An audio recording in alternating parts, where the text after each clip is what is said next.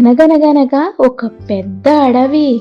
అడవిలో సింహరాజు కూడా ఉన్నాడు.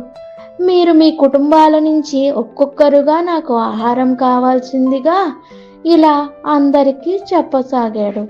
ముందుగా ఒక జింక కుటుంబంలో జింక పిల్లను పంపాయి. తరువాత ఒక జీబ్రా కుటుంబం నుంచి చిన్న జీబ్రాని పంపించాయి. తరువాత ఇక కుందేలు పిల్లని పంపించాయి.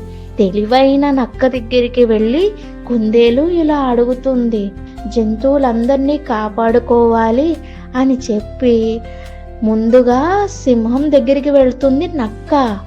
సింహరాజు గారు మీకంటే బలవంతుడు ఆ కోనేటి దగ్గర ఉన్నాడు.